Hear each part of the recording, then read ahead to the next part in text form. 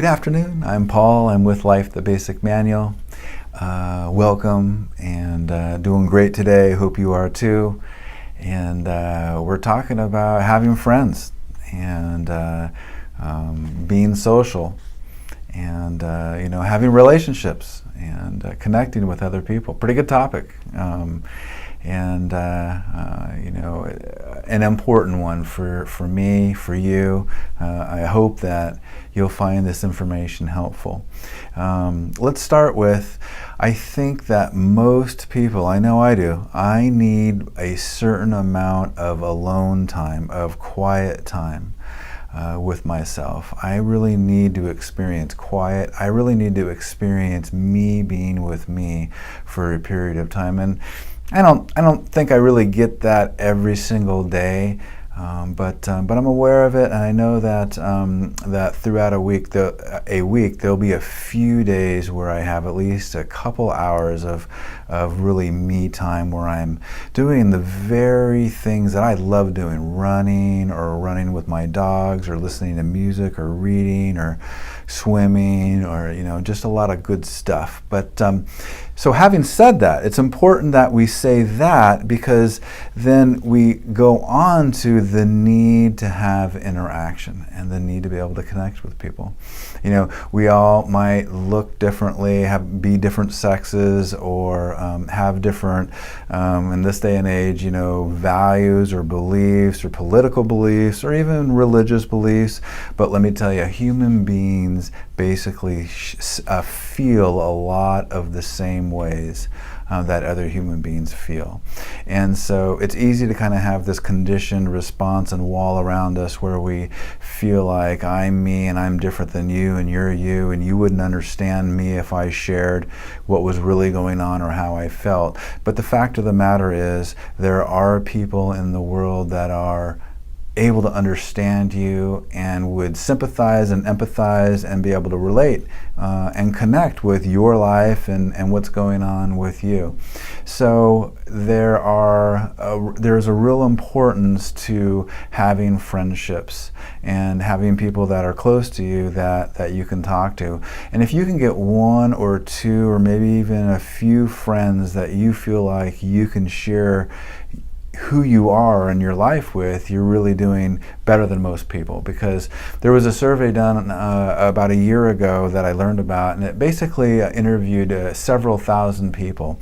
And out of those thousands of people, half of them said basically that they had no friends that they could talk to.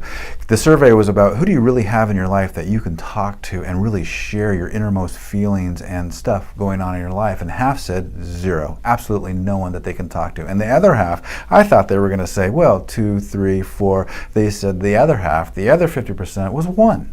So just imagine if you're able to have 2 or 3 people that you could talk to about your feelings and emotions and what goes on with your life. And how you can do that is you can ask other people what's going on. Most people will like you more if you're generally interested in their path and experience in their life.